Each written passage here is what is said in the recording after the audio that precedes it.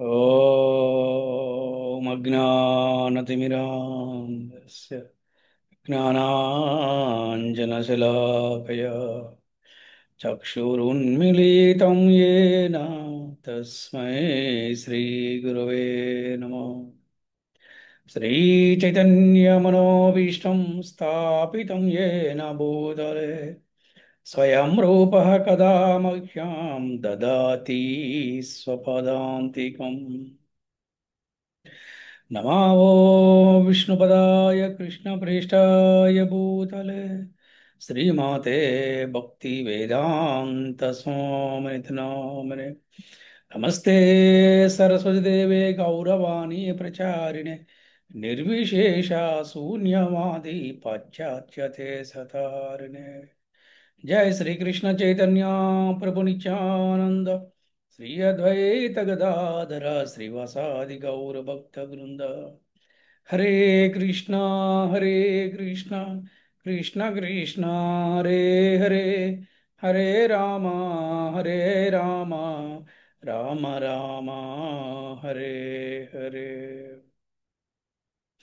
ओम नमो भगवते वासुदेवाय। ॐ नमो भगवते वासुदेवाय। ओम नमो भगवते वासुदेवाय। ॐ नमो भगवते वासुदेवाय। ओम नमो भगवते वासुदेवाय। ॐ नमो भगवते वासुदेवाय। హరే కృష్ణ. భక్తులందరికీ శ్రీకృష్ణ శుభమస్తు. అలాగే ఈ రోజున మనము భాగవత కథలలోని వృత్తాసురుడు కథ గురించి మనం చెప్పుకుందాం ఈ రోజున.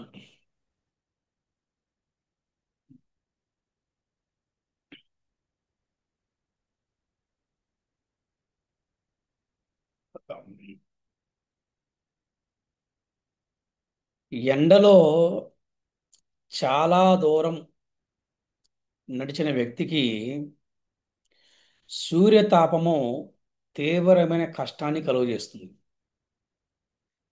కానీ అప్పుడు ఆ వ్యక్తి ఒక చెట్టు నీడలో కనుక చేరితే సూర్యుడి ఆ ఒక వేడి వల్ల కలిగిన కష్టము అడగకుండానే తీరిపోతుంది. అదేవిధంగా ఈ భౌతిక జగత్తులో కలిగే కష్టాలు భగవత్ పాదాశ్రయం వలన శీఘ్రమే తొలగిపోతాయని గురు సాధు శాస్త్ర వాచనము. అంటే ఒక వ్యక్తి ఎండలో నడిచి నడిచి నడిచి చెట్టు కిందకి వెళ్ళంగానే అతనికి ఆ కష్టం తీరిపోతుంది. అలాగే ఈ భౌతిక జగత్తులో కలిగే కష్టాలు భగవంతుడు పాదాలను ఆశ్రయించడం వలన శీఘ్రమే తొలగిపోతాయని గురు సాధు శాస్త్ర వచనం. అంటే ఆచార్యులు చెప్తున్నారు, అలాగే శాస్త్రాలు కూడా చెప్తున్నాయి అన్నమాట. శాస్త్రము ద్వారా ఋషివాక్యము గురు వచనము అనేవి పరంపరలో వస్తున్నటి దివ్య అనుభవ సందేశం.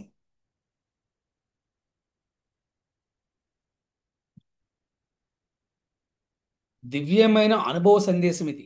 ఒకరు చెప్పారనో కాదు, నమ్మకం కాదు, ఇక్కడ అనుభవం అన్నమాట. సాధు వచనము అనేది స్వానుభవ వివరణం అన్నమాట. అంటే సాధు యొక్క వాక్కు. భగవంతుడి అనుభూతి అనేది అనుభవానికి సంబంధించిన విషయమే కానీ సిద్ధాంతపరమైన విషయం కాదు. చూడండి, భగవంతుడు ఉన్నాడా అంటే నమ్మకం కావాలా, అనుభవం కావాలా చెప్పండి. అనుభవం కావాలి. ఒక్కసారి అనుభవించిన తర్వాత తెలుస్తుందన్నమాట. రియల్గా నమ్మకం అనేది ఒక వ్యక్తి చెప్తే నమ్ముతారు, కానీ అనుభవం లేకపోతే మళ్ళీ కొంతకాలానికి ఆ నమ్మకము పోతుందన్నమాట. కానీ ఒక్కసారి అనుభవం చెందిన తర్వాత ఎలా ఉంటుందంటే అది చాలా గొప్పగా ఉంటుంది అనమాట. అందుకని ఇది భగవంతుడి యొక్క అనుభూతి అనేది అనుభవానికి సంబంధించిన విషయం కానీ సిద్ధాంతపరమైన విషయం కాదు. మీరు ఈ దేవుణ్ణి నమ్ముకోండి, లేకపోతే ఇది నమ్ముకోండి, అది నమ్ముకోండి, ఆ పూజ చేయండి, ఈ పూజ చేయండి, ఇలా కాదు. ఇది సిద్ధాంతపరమైన విషయం కాదు. భగవంతుడి అనుభూతి ఎక్స్పీరియన్స్ అది పర్సనల్ ఎక్స్పీరియన్స్ అనమాట. అది ప్రత్యేకంగా అనుభవించినట్టు తెలుస్తుంది అనమాట. తీపి పదార్థము తీయగా ఉంటుందని ఎంతగా వివరించినా అర్థం కాదు. ఈ స్వీట్ తినండి చాలా బాగుంటుందని చెప్పినా అర్థం కాదు. కానీ ఒక్కసారి రుచి చూస్తే ఆ విషయం అనుభవంలోకి వస్తుంది అనమాట. ఆ చాలా బాగుంది కదా. భగవంతుడి అనుభూతి కూడా అంతేనంట. భగవంతుడి యొక్క ఎక్స్పీరియన్స్ అలాంటిదన్నమాట. అందుకని ఈ భౌతిక జగత్తు దుఃఖ సాగరంతో పోల్చబడింది. అంటే ఇక్కడ కష్టాలు ఉండవు అనుకుంటే మూర్ఖత్వం అంట. ఇక్కడ కష్టాలు ఉండకూడదు అనుకుంటాం అజ్ఞానం అట. ఎందుకంటే అసలు ఈ జగత్తే కష్టాల జగత్తు కదా. ఈ జగత్తే దుఃఖ సాగరం కదా. జైల్లోకి వెళ్ళి నేను సుఖంగా ఉండాలి ఎలా కోరుకుంటారు చెప్పండి. అందుకని కుక్క నీటిలో ఈదగలుగుతుందట. కానీ కుక్క తోకన పట్టుకుని ఎవరైనా సముద్రాన్ని ఈదాలని సంకల్పిస్తే లేదా ప్రయత్నిస్తే పరమ మూర్ఖుడు అవుతాడు. ఈ విషయాన్నే శ్రీమద్ భాగవతము స్వలాంగులేన తితితర్తి సింధుం అంటే కుక్క తోక పట్టుకొని సముద్రాన్ని దాటకూరడం అని చెప్పింది అనమాట. అంటే అవిద్యాసాగరం వంటి జగత్తుని తరించాలి అంటే అద్భుతమైన నావయే కావాలి కానీ కుక్కతో కాదు. నావంటే ఏంటి మనకి పడవ.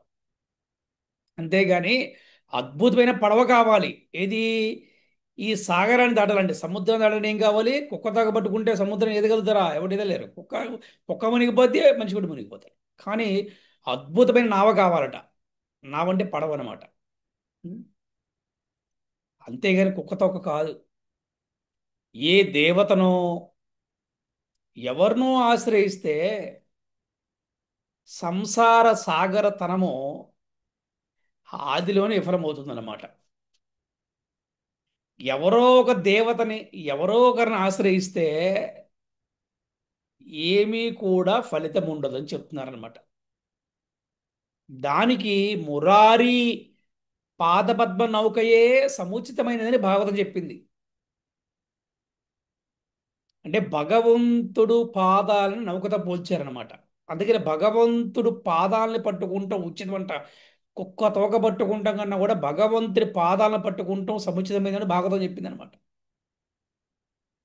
అటువంటి నావను ఆశ్రయించే భాగ్యవంతుడు ఈ జగత్తులో అడుగడుగునా వచ్చే కష్టాలకు అతీతంగా ఉంటాడట. కష్టాలు వస్తూ ఉంటాయి కానీ అతీతంగా ఉంటాడట.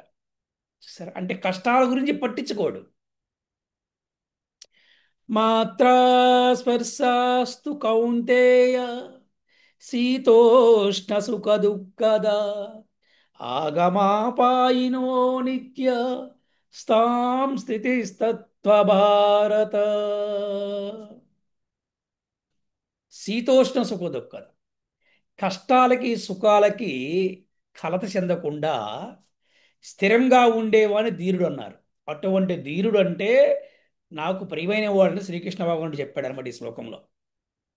అందుకని ఈ కష్టాలు వస్తూ ఉంటాయి కానీ వాటికి అతీతంగా ఉంటాడంటే ఎవరు ఉంటారు? మురారి పాదపద్మలు ఆశ్రయించిన వాడు. ఎవరు మురారి? మన కృష్ణుడే. శ్రీకృష్ణ పరమ. అందుకని ఈ జగత్తులో కష్టాలు ఉంటాయి. కష్టాలు లేని జీవితం కావాలనుకుంటాం అజ్ఞానమట. ఎందుకంటే ఉన్నదే కష్టాల జగత్తులో కదా. అందుకని బలమైన నావ ఎంతటి గాలులు వీచినా చక్కగా తీరానికి చేరినట్లు. చూడండి ఎంత బాగా పోల్చారో. అంటే బలమైన పడవ ఎంత గాలి వీచినా ఎన్ని అలలు వచ్చినా కూడా చక్కగా తీరానికి చేరుతుందట. చేరేటట్లు గురుదేవుని నిర్దేశంలో భగవత్ పాదాశ్రయాన్ని పొందే భక్తుడు భౌతిక జగత్తులో ఎటువంటి ప్రతికూల పవనాలు వీచినా తన గమ్యాన్ని తప్పకుండా చేరుకుంటాడు. చూసారా? ప్రతి చాట గురువు యొక్క ప్రస్తావనే. ఎక్కడ చూసినా గురువు యొక్క ప్రస్తావనే. చూసారా ఎంత బాగా చెప్పారు? ఒక బలమైన నావతో పోల్చారంట. ఇది గురువు నిర్దేశంలో భగవత్ పాదాశ్రయాన్ని పొందే భక్తుడిని. అంటే ఈ భౌతిక జగత్తులో ఎటువంటి కష్టాలు వచ్చినా, ఎటువంటి ప్రతికూల పవనాలు వీచినా తన గమ్యాన్ని తప్పకుండా చేరుకుంటాడట. అసుర భయం కలిగినప్పుడు దేవీ దేవతలే శ్రీకృష్ణ భగవాను ఆశ్రయించినట్లు భాగవతంలో మనకు అనేక చోట్ల కనిపిస్తుంది. ఈ కథలు కూడా చెప్పుకుంటాం మనం. ఎవరు? దేవీ దేవతలు. అటువంటి ఒక వృత్తాంతమే వృత్తాసురుని చరిత్రము. ఇది శ్రీమద్ భాగవతంలో షష్ఠ స్కందములో వస్తుంది, అంటే 6వ స్కందములో వస్తుంది అనమాట. ఇప్పుడు తెలుసుకుందాం ఈ వృత్రాసురుని చరిత్రం అనమాట. మనం ఇంతకుముందు క్లాసులు చెప్పుకున్నాం. దేవగురువు బృహస్పతి దేవతలను విడిచి వెళ్ళిపోయినప్పుడు గురు కరుణ లోపించిన దేవతలు సులభంగా దానవుల చేత వారు ఓడిపోయారు కదా. మనం చెప్పుకున్నాం నేను ఎలాగా. ఇంద్రుడు సరి అయిన మర్యాద ఇవ్వకపోవటం వల్ల, సరి అయిన గౌరవాన్ని ఇవ్వకపోవటం వల్ల, అవమానం జరగటం వల్ల వారు శక్తిని కోల్పోయారు. నేను మనం చెప్పుకున్నాం క్లాస్లో. అలాగే గురు కరుణ లోపించిన కారణంగా దేవతలు, సాక్షాత్ దేవతలే రాక్షసుల చేతిలో ఓడిపోయారు. అప్పుడు బ్రహ్మ ఆదేశం మేరకు దేవతలు విశ్వరూపుణ్ణి పురోహితునిగా స్వీకరించి, గురువుగా స్వీకరించి తమ పూర్వవైభవాన్ని పొందగలిగారు. నిన్న మనం విశ్వరూపుడు కథలు చెప్పుకున్నాం. అయితే విశ్వరూపుడు తదనంతరము దేవతల పేరునే కాకుండా రహస్యంగా అసురుల పేరు మీద కూడా ఆహుతులు అర్పించడం చూసి ఇంద్రుడు అతన్ని వధించాడు అని చెప్పుకున్నాం మనం.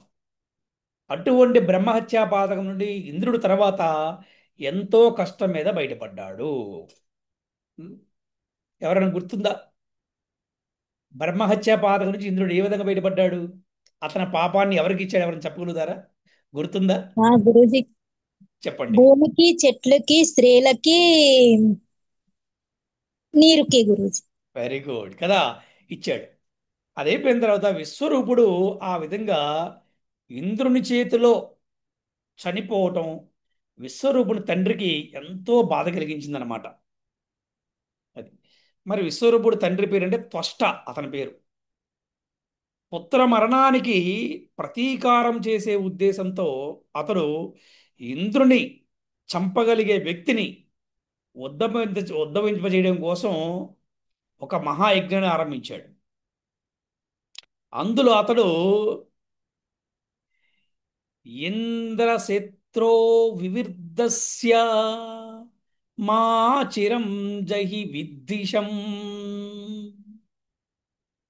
ఓ ఇంద్రశత్రువా, శీఘ్రమే నీ శత్రువును వధించడానికి వృద్ధి చెందు అనే మంత్రాన్ని ఉచ్చరిస్తూ హవిస్సులు అర్పించాడు. ఎవరు? త్వష్ట, అంటే విశ్వరూపుడు యొక్క తండ్రి. అయితే ఆ మంత్రోచ్చారణలో తప్పు దొర్లింది. త్వష్ట ఆ మంత్రాన్ని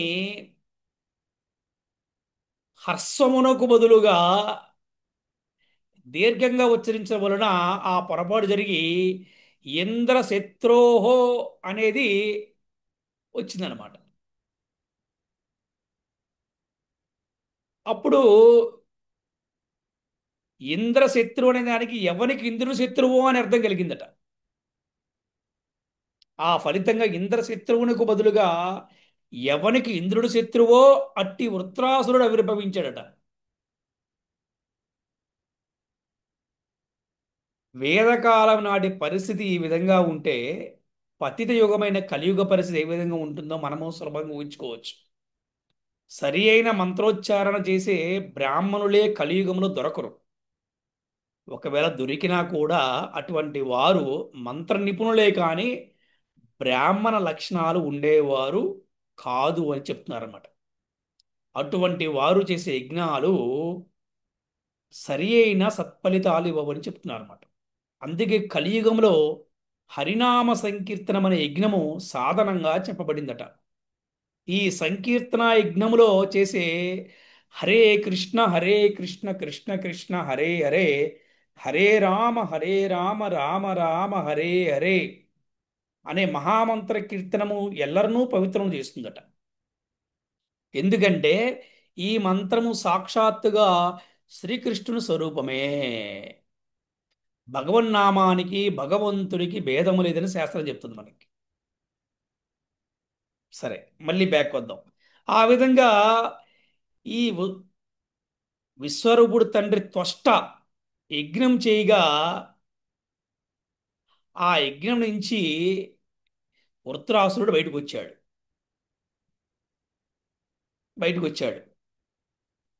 ఒక అసురుడు బయటకు వచ్చాడు, అతని పేరు వృత్రాసురుడు అనమాట.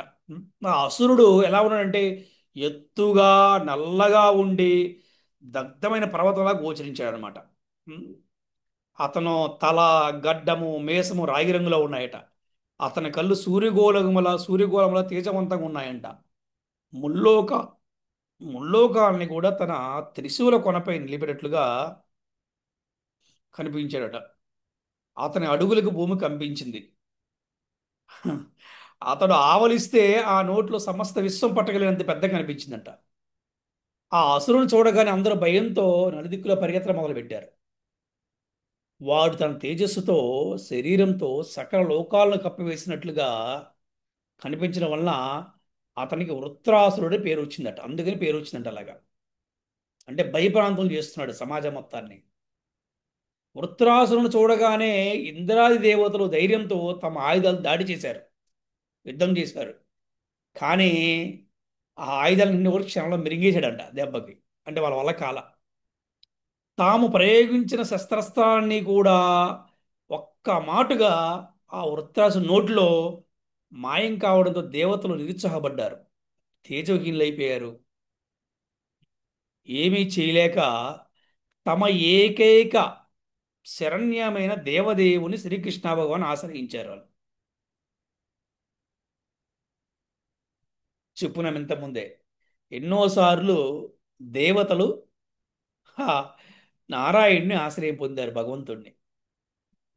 ఇప్పుడు వెళ్ళి ఆశ్రయించారు అందరూ కూడా. ఇలాగ పలుకుతున్నారనమాట. దేవదేవా, మేము కాలానికి భయపడతాము, కానీ కాలము నీకు భయపడుతుంది. అందువలన మేము నీ శరణు కోరుతున్నాము. మత్స్య అవతారములో నీవు సత్యవ్రత మనువును రక్షించావు. అదేవిధంగా ఇప్పుడు ఈ రాక్షసుని బారి నుండి మమ్ము కాపాడు. నానా అవతారములలో అరుదించి నీవు నీ భక్తుల్ని రక్షిస్తావు కదా. అటువంటి నిన్ను ఈ భీకర పరిస్థితుల్లో ఆశ్రయిస్తున్నాము అని దేవతలు ప్రార్థించారట. అప్పుడు భగవంతుడు వారి హృదయాల్లో దర్శనమిచ్చి ఆ తర్వాత వారికి ప్రత్యక్షంగా ఎదురు దర్శనమిచ్చారట. చతుర్భుజాలతో సాక్షాత్తుగా వైకుంఠ నారాయణుడే తన ఎదుట నిలవగా దేవతలు సాష్టాంగ దండ ప్రణామాలు చేశారు. దేవా, నీకు అన్నీ తెలుసు. సమస్త దుఃఖాలను కూడా పోగొట్టే నీ పాదపద్మ ఛాయను మేమెందుకు ఆశ్రయించామో నీకు మేము వేరుగా చెప్పవలసిన పని లేదు. ఈ జగత్తులో క్లేశ నాశానికి అంటే కష్టాలు పోవటానికి నీ పాద పద్మాశ్రయం ఒక్కటే సాధనము ప్రభూ కృష్ణ. ఈ అసురుడు మా శస్త్రాలన్నింటినీ కూడా మెరిగివేశాడు. ఇతను నువ్వే వధించాలి దేవదేవా. నీ పాదపద్మాలకు ఇవే మా వందనాలు అని ప్రార్థించారు దేవతలందరూ కూడా. దేవతల స్తుతులకి ప్రసన్నుడయ్యాడు నారాయణుడు. దేవతలకు మార్గోపదేశం చేస్తూ ఇలా అన్నాడు. దేవతలారా, నేను ప్రసన్నుడునైతే మనిషికి దుర్లభమైనది ఏది ఉండదు. అంటే నేను గనక ప్రసన్నమైతే మనిషికి దొరకదంటే ఏమి ఉండదు. అయినా నాయందే సంలగ్నమైన విశుద్ధ భక్తుడు భక్తి యోగ అవకాశాన్ని తప్ప వేరేదేది కోరడు.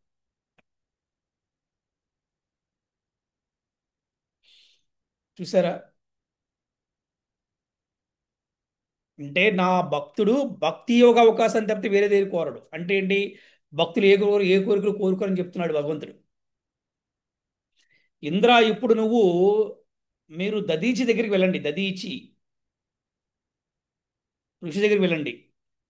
తపస్సు చే ఆయన దేహం దృఢంగా అయింది. మీరు ఆయన దేహాన్ని యాచించండి. దదీచి ముని ఎంత శక్తిమంతుడంటే ఆయన ద్వారా ఆధ్యాత్మిక జ్ఞానాన్ని పొందినటువంటి అశ్విని కుమారులు జీవనముక్తులయ్యారు. ఆ దదీచియే నారాయణ కవచాన్ని త్వష్టకు ఇచ్చాడు. త్వష్ట ద్వారా దాన్ని విశ్వరూపుడు పొందాడు. ఇప్పుడు మీ ప్రశ్న, త్వష్ట ఎవరు చెప్పండి? విశ్వరూపుని తండ్రి విశ్వరూపు గురుజీ. తండ్రి. ఆ బాగా గుర్తుంది, వెరీ గుడ్. విశ్వరూపుని నుండి ఆ నారాయణ కవచాన్ని మీరు పొంది అసురులు జయించారు. నారాయణ కవచ ప్రభావం వల్లనే దదీచి శరీరము దృఢంగా ఉంది. మీ పక్షములో అశ్విని కుమారులు యాచిస్తే ఆయన తప్పకుండా తన దేహాన్ని ఇవ్వగలడు. ఆయన ధర్మజ్ఞుడు కాబట్టి ఇందులో ఎటువంటి సందేహం లేదు. ఆయన శరీరములోని ఎముకలతోటి వజ్రాయుధాన్ని విశ్వకర్మ తయారు చేయగలడు. దాని ద్వారానే వృత్రాసురుని వధ సాధ్యమవుతుంది. ఆ అసురుడు మరణించిన తరువాత మీ ఆయుధాలు మీకు లభిస్తాయి. ఇంతకు వృత్రాసుడు ఎవరంటే నా భక్తుడే, కాబట్టి మీకు ఏ భయము అక్కర్లేదని చెప్తున్నాడు అనమాట. ఇదే ట్విస్ట్ ఇక్కడ. ఈ విధంగా దేవతలకు బోధ కావించిన భగవంతుడి వెంటనే అక్కడి నుంచి వెళ్ళిపోయాడు. తరువాత దేవతలు దదీచి ముని చెంతకు వెళ్ళి ఆయన దేహాన్ని అర్థించారు. రిక్వెస్ట్ చేశారు ఆయన దేహాన్ని ఇమ్మని చెప్పేసి. అలాగే దేవతలు కూడా ఆయనకి ధర్మోపదేశం కూడా చేశారు. దేవతల నుండి ధర్మోపదేశం వినడానికే వేచి ఉన్నట్టు ముని దానికి సంతుష్టుడయ్యాడు. తరువాత దేవతల కోరిక మేరకు తన ఆత్మని భగవంతుడి యొక్క చరణారవిందముల చెంత నిలిపాడు. పాదాల దగ్గర నిలిపాడు. తన భౌతిక దేహాన్ని విడిచిపెట్టాడు. తరువాత దదీచి యొక్క అస్థికలతోటి విశ్వకర్మ వజ్రాయుధాన్ని తయారు చేశాడు. దానిని ధరించిన ఇంద్రుడు తేజవంతుడయ్యాడు. అప్పుడు ఇంద్రుడు ఐరావతం అనే తన ఏనుగునెక్కి దేవతలతో కలిసి వృత్రాసునిపై దాడి చేశాడు. అప్పుడు ఇంద్రుడు ముల్లోకాలకు కూడా ఆనందం కలిగించాడు అనమాట. ఆ విధంగా దేవదానవుల మధ్య నర్మదా తీరంలో భీకరమైన యుద్ధం ప్రారంభమైందట. సకల దేవతలతో కలిసి ఇంద్రుడు వజ్రాయుధాన్ని ప్రయోగించినప్పుడు దానవులకు భయం వేసిందట. అయినా వారు ధైర్యం దేవతలపై తమ ఆయుధాలని కురిపించారు. అయినా కూడా దేవతలు వాటిని ఆకాశంలో అంతం చేశారనమాట. తర్వాత అసురులు రాళ్లను చెట్లను ఉపయోగించారు. వాటిని కూడా మార్గ మధ్యంలో వాటిని మొత్తం నశింపజేశారు దేవతలు. ఆ విధంగా తాము చేసిన దాడిలో దేవతలు గాయపడకపోవడం అసురులు కలవరానికి గురి చేసింది. ఎంత పెద్ద యుద్ధం చేసినా కూడా అసురులు అంటే రాక్షసులు దేవతలు యుద్ధం చేసినా కూడా దేవతలు ఎక్కడో గాయపడలేదు. ఈ సందర్భంలో శ్రీమద్ భాగవతం ఏం చెప్తుందంటే చూడండి. కృష్ణానుకూలేషు యథా మహత్సు అని పలికింది. అంటే శ్రీకృష్ణుని రక్షణలో క్షేమంగా ఉన్నట్టు దేవతల పట్ల అసురులు చేసినటువంటి సకల ప్రయత్నాలు విఫలమయ్యాయని అర్థం అనమాట. చూసారా? ఇక్కడ మనకు ఒక గుర్తు రావాలి. కృష్ణుడే మనల్ని రక్షించాలనుకుంటే మనల్ని ఎవరూ శిక్షించలేరు. కృష్ణుడే మనల్ని శిక్షించాలనుకుంటే మనల్ని ఎవరు కూడా రక్షించలేరు. అంతమంది అసురులు, అంతమంది రాక్షసులు అంత యుద్ధం చేస్తే దేవతలకు గాయం కూడా అవ్వలేదట. చూడండి, గాయం కూడా అవ్వలేదట.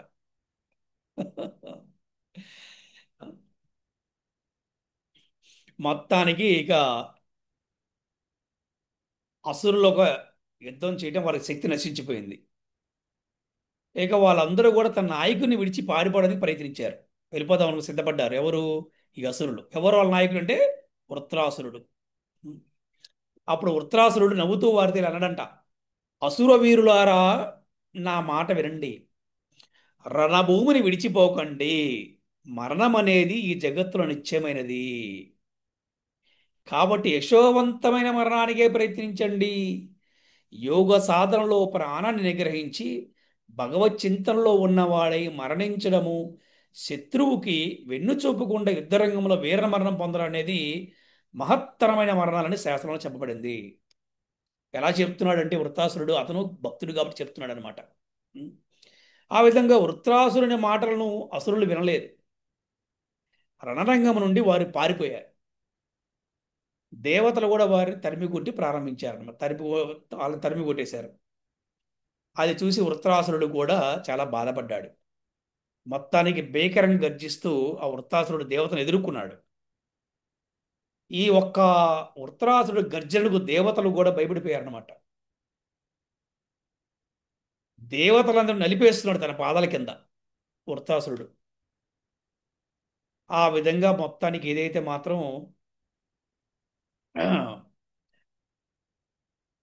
మొత్తం అంటే ఇంద్రుణ్ణి కానీ మొత్తాన్ని కూడా అతను చాలా నలిపేస్తున్నాడు. ఉత్తరాసు తన త్రిశూలాలను ఇంద్రుడిపై ప్రయోగించాడు. కానీ ఇంద్రుడు దారిని ఖండించి వజ్రాయుధంతో వృత్రాసు యొక్క భుజాన్ని కూడా ఖండించాడు అన్నమాట. వజ్రాయుధం ఉంది కాబట్టి. ఆ విధంగా ఇద్దరు చాలాసేపు యుద్ధం చేస్తున్నారు.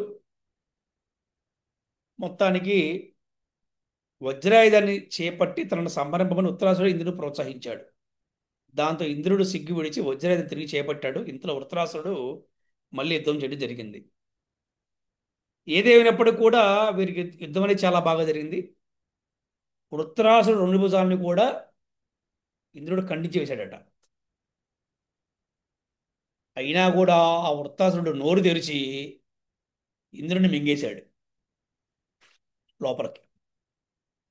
అది చూసిన దేవతలందరూ కూడా చాలా భయపడ్డారన్నమాట. నారాయణ తోటి రక్షింపబడినటువంటి ఇంద్రుడు కాబట్టి వృత్తాసుడు మింగేసినా కూడా మరలించలేదట ఎవరు? ఇంద్రుడు. అప్పుడు వజ్రాయుధంతో ఇంద్రుడు తన పొట్టలోని ఉండి పొట్టను చీల్చి బయటకు వచ్చాడనమాట. బయటికి రాగానే అతడు వృత్రాసుని యొక్క శిరస్సుని ఖండించాడు. అంటే తలని నరికివేశాడు. కానీ వృత్రాసురుని శిరస్సుని ఖండించడానికి ఇంద్రునికి ఒక సంవత్సరం పట్టిందట. సంవత్సర కాలం పట్టిందట. వృత్రాసురుని శిరము నేల మీద పడగానే దేవతలు హర్షం ప్రకటించారు. పుష్ప వృష్టి ఆకాశం నుండి కురిసిందట. ఆ సమయంలో వృత్రాసురుని దేహం నుండి ఆత్మజ్యోతి బయటికి వచ్చి అందరూ చూస్తుండగానే భగవద్ధామం వైపు ప్రయాణించిందట. ఆ విధంగా ఆ ఆత్మ దివ్యలోకానికి వెళ్ళి సంకర్షణ భగవానునికి సేవకుడిగా మారిందట. ఎప్పుడైతే ఈ వృత్రాసుర మరణంతో ఒక ఇంద్రుడు తప్ప ముల్లోకాలోని సకల జనులు కూడా సంతోషించారట. దేవతలు, ఋషులు, పితృలోకవాసులు, మరి ఆ దేవతల యొక్క అనుయాయులు, బ్రహ్మరుద్రాదులు అందరూ కూడా ఆ సమయంలో ఇంద్రుడితో మాట్లాడకుండా తమ తమ వాళ్ళు కార్యక్రమాలు వెళ్ళిపోయారనమాట. దానికి కారణం ఇంద్రుడు అప్పుడు బ్రహ్మహత్యాపాతగ్రస్తుడు కావడమే. అయితే వృత్రాసుర సంహారం తనకు బ్రహ్మహత్యాపాతకం వస్తుందని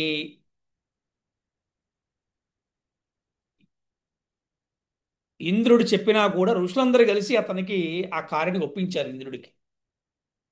నువ్వు ఈ విధంగా వృత్రాసురుణ్ణి సంహరించాలని చెప్పేసి తాము యజ్ఞం చేసి అతని పాతకం నుండి విడిపించగలమని వారు నమ్మబలికారు ఋషులందరూ కూడా.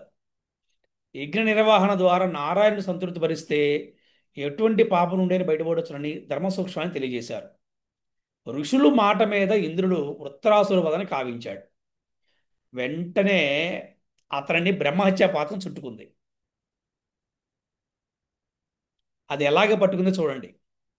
బ్రహ్మహత్యా పాతకం ఎంత ప్రమాదమో. ఒక చండాల స్త్రీ వనిత రూపములో, అంటే మంచి యవనవతి రూపములో అతన్ని సమీపించింది. ముసలిది, వణుకుచున్న అవయములు కలిగింది, క్షయరోగ పీడితై చాలా చాలా ఘోరంగా ఉంది. అటువంటి వనిత ఇంద్రుని వైపు పరిగెత్తు రాగా పరిగెత్తుకొస్తుంది ఇంద్రుడి వైపు, దూరంగా పారిపోయాడు. అలాగ పారిపోతే అతడు మొదట ఆకాశంలోకి వెళ్ళాడట. అయినా కూడా పాప స్వరూపిణి వెంటాడుతుందన్నమాట మనోణ్ణి, ఇంద్రుడిని. ఎక్కడికి వెళ్ళినా కూడా అది వెంటపడడం చూసి ఇంద్రుడు చివరికి ఈశాన్య దిక్కుగా వెళ్ళి మానసరోవరంలో ప్రవేశించాడట. అక్కడ ఒక పద్మనాళంలో ప్రవేశించి 1000 సంవత్సరాలు దానిలో ఉండిపోయాడట. అగ్నిదేవుడు ఇంద్రుడికి యజ్ఞభాగం తీసుకొచ్చినప్పటికి కూడా జలంలో ప్రవేశించడానికి కారణం ఇంద్రుడు దాదాపుగా ఆ ఒక్క యజ్ఞ భాగాన్ని కూడా స్వీకరించలేకపోయాడు. ఈ సమయంలో ఇంద్రుడు బయట ఉన్నాడు కాబట్టి, మరి అక్కడ స్వర్గరాజ్యాన్ని పరిపాలించాలి కాబట్టి నహసుడు ఆయన స్వర్గరాజ్యాన్ని పరిపాలించాడు. కానీ అతనికి ఐశ్వర్య మత్తులో ఉండి ఆ ఐశ్వర్య మదం వచ్చేసి ఇంద్రపత్నినే అనుభవింపగోరాడు. బ్రాహ్మణ శాపానికి గురయ్యాడు. ఆ విధంగా అతడు సర్పంగా మారాడట, పాముగా మారాడట. ఈ విధంగా మానవ సరోవరములో కమలములో ఉన్న విష్ణుపత్ని లక్ష్మీదేవి చే రక్షింపబడిన కారణంగా ఇంద్రునిపై పాపప్రభావం కనబడలేదు. విష్ణువునే ధ్యానించుచు ఇంద్రుడు చివరికి సర్వ పాప విముక్తుడయ్యాడట. తర్వాత బ్రాహ్మణుడు తిరిగి అతనికి స్వర్గాన్ని రప్పించి యథాస్థానాన్ని కలుగు చేశారు. ఇంద్రుడు స్వర్గం చేరిన తరువాత బ్రహ్మర్షులు అతనిని శ్రీహరి ప్రీత్యర్థమై అశ్వమేధ యజ్ఞ అధ్యక్షునిగా చేశారనమాట. బ్రహ్మర్షుల చేతను నిర్వహింపబడిన ఆ యజ్ఞంలో ఇంద్రుడు దేవదేవుని అర్చించి సమస్త పాపము నుండి బయటపడ్డాడు. సూర్యుడు పొగమంచును హరించినట్లుగా యజ్ఞం ద్వారా ఇంద్రుని ఘోరమైన పాపం తొలగిపోయింది. పరమాత్ముడు ఆది పురుషుడు అయినట్టు దేవదేవుని అర్చించడం ద్వారా యజ్ఞాన్ని పూర్తి చేసిన ఇంద్రుడు పూర్వస్థానాన్ని పొంది ఎల్లరిచే తిరిగి గౌరవాన్ని పొందాడు. వృత్రాసుర సంహార కథను ఇంద్రుడు పాప విమోచని విధమును వినడము ద్వారా మనిషి సకల పాప విముక్తులవుతాడట. అందుకే పండితులు ఈ ఒక ఉపాఖ్యానాన్ని, అంటే ఈ కథను ఎల్లప్పుడూ పఠిస్తూ ఉంటారట. దీని వలన మనిషికి ఇంద్రియ పటుత్వము, యశోవృద్ధి, ఐశ్వర్య వృద్ధి కలుగుతాయట. పాప విమోచనము, శత్రుజయము, ఆయువృద్ధి కూడా కలుగుతాయి. ఈ ఉపాఖ్యానం అంటే ఈ ఒక కథ అన్ని విధాల మంగళకరము కాబట్టి పండితులు ప్రతి పర్వదినంలో దీనిని వింటుంటారు, పఠిస్తుంటారు. హరే కృష్ణ కృష్ణ కృష్ణ హరే హరే, హరే రామ రామ రామ హరే హరే.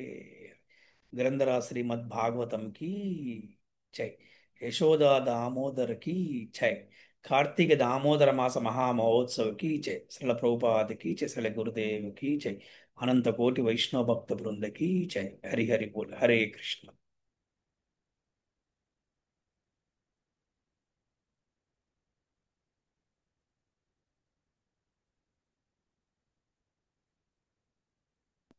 ఆ భౌతిక జగత్తులో దుఃఖ సాగరంతో ఆ, సాగరంతో పోల్చబడిందని తెలుసుకున్నాము.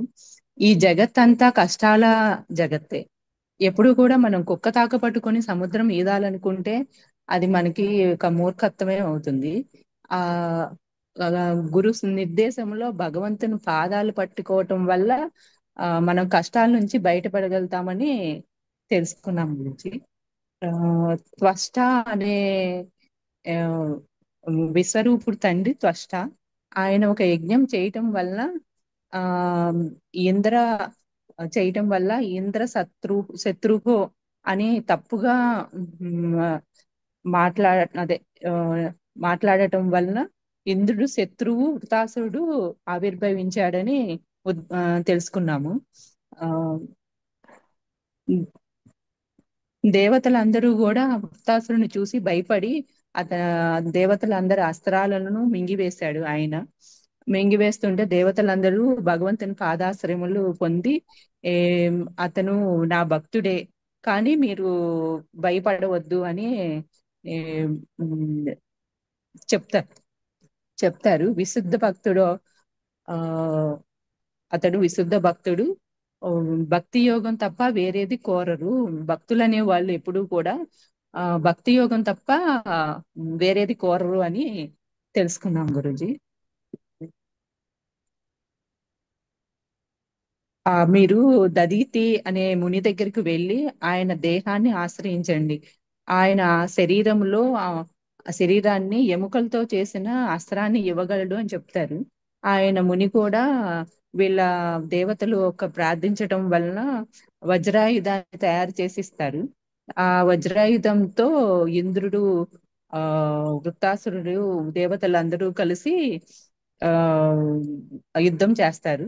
చేయటం వల్ల మా ఇంద్రుడికి బ్రహ్మహత్య పాతకం చుట్టుకుంటుందని తెలిసినా కూడా ఆ ఆ, అదే బ్రాహ్మణులు, దేవతలు అందరూ కలిసి ఆ నీకు భయం ఏం లేదు, దానికి పరిహారం మేము చూస్తాము అని చెప్పి భగవంతుడు కూడా చెప్తారని తెలుసుకున్నాము. ఆ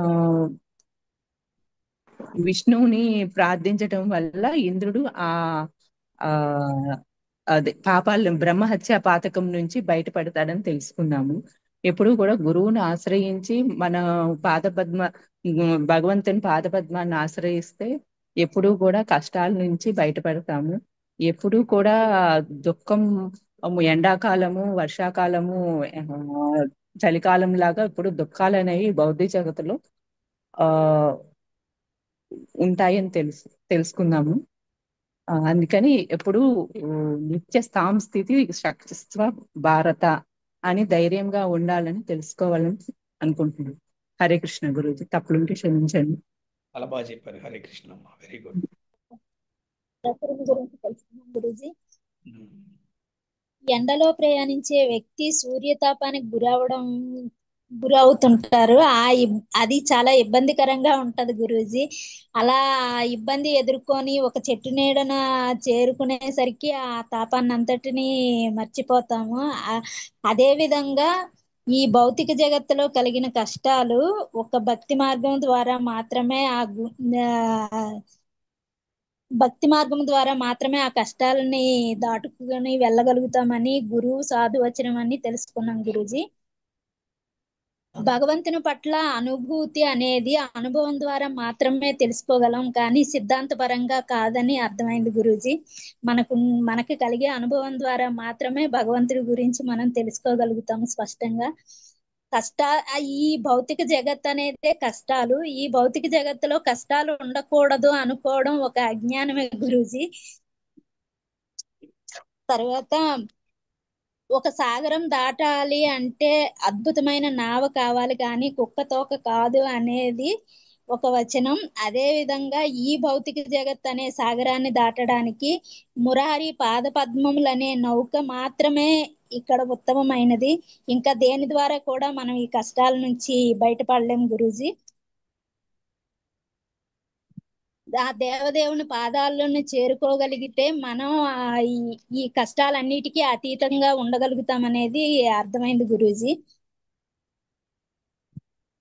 బలమైన నౌక ఎంత ప్రతికూల పవనాలు వీచినా కూడా ఒడ్డుకు చేరుకున్నట్లు మనం గురువు సాంగత్యంలో ఉంటే ఆ దేవదేవుణ్ణి చేరుకోగలగడం చాలా సులభతరం అవుతుందని అర్థమైంది గురూజీ.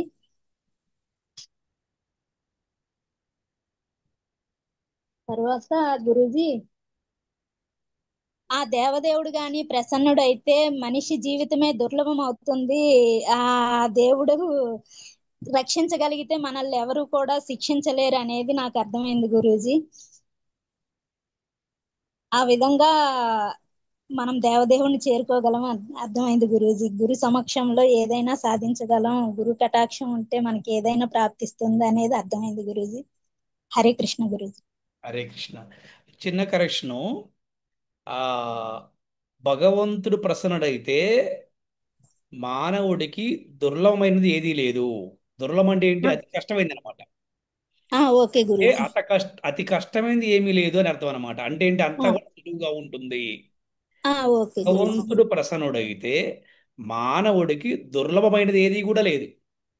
ఓకే. అంటే ఏంటి? అతి కష్టమైనది ఏది లేదు ఓకే. భగవంతుడు ప్రసన్నుడైతే. దుర్లభం అంటే కష్టమైనది ఆ అని. ఓకే. అది కష్టం కూడా కాదు, అతి కష్టమైనది, ఓకే గురూజీ. దుర్లభమైనది అంటారు అనమాట. అది అట్లా ఓకే. బాగా చెప్పారు. హరే హరే కృష్ణ, కృష్ణ గురూజీ. చాలా బాగా హరే చెప్పారు. Hare Krishna, very good. హరే కృష్ణ, హరే కృష్ణ, కృష్ణ కృష్ణ హరే హరే రామ హరే రామ హరే రామ హరే కృష్ణ కృష్ణ కృష్ణ హరే హరే కృష్ణ కృష్ణ హరే కృష్ణ కృష్ణ కృష్ణ హరే హరే హరే హరే రామ హరే హరే రామ రామ రామ కృష్ణ హరే హరే హరే హరే హరే హరే కృష్ణ కృష్ణ హరే కృష్ణ కృష్ణ కృష్ణ కృష్ణ హరే హరే కృష్ణ హరే హరే హరే హరే రామ హరే రామ రామ హరే హరే హరే హరే కృష్ణ రామ కృష్ణ హరే కృష్ణ హరే హరే హరే హరే రామ రామ హరే హరే. ఓం నమో అందరికీ శ్రీకృష్ణ శుభరాత్రి. హరే కృష్ణ. హరే కృష్ణ గురూజీ. దండవత్ ప్రణామం. పెద్ద ప్రణామం తల్లి. హరే కృష్ణ గురుజీ, దండ ప్రణామాలు గురుజీ. హరే కృష్ణ గురూజీ, ధన్యవాద ప్రణామం. Thank you guruji. హరే కృష్ణ.